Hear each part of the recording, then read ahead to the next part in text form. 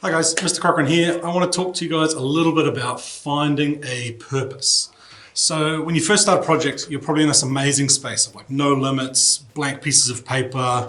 You get on Google and you're researching a bunch of stuff and just trying to find things that maybe inspire you or inform you about different thoughts you might have about your project. But as you get deeper into your project, it becomes like really important to define like just what your project is about. What is the purpose of your project? So defining your project will also help you focus your efforts. So what is a purpose and how do you go about defining one? So you need to think about those things that are sort of really imperative to your project or the things that are like really specific to it. So what are you actually making or creating? Who is it for and why do they need it? You could go into more detail later on, but the purpose of the project should be something really simple and easy to understand. It just gives like a basic idea of some of the details about what you're creating. So say you were to talk to a complete stranger, you could say the purpose of your project and they would have some idea about what your project's even about.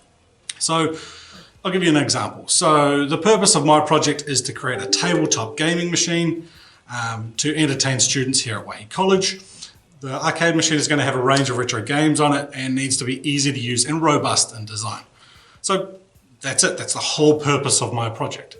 You kind of get an idea about what I'm trying to do, and it's pretty simple to understand. So you can go into detail later. The details are not for where the project purpose is. The purpose is also not like a list of specifications. Like what is the difference? So specifications are things like the G2800 graphics card and the i3. That doesn't matter in the purpose. You can say developing a computer. That's enough. So you can always refine and adjust your purpose of your project as you go.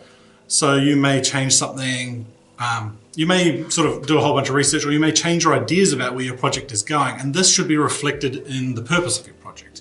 So for example, I'm not actually going to build the cabinet. I don't need any part of the screen and any stuff like that.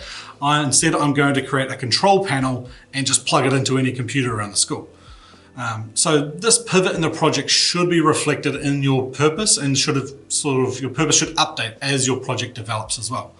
So defining the purpose of your project gives you a clear direction and allows you and others to get an idea about what you're trying to do without deep diving into a whole bunch of details. So keep it simple, make it relevant, and define your project. All right, once again, Mr. Cochrane, signing off.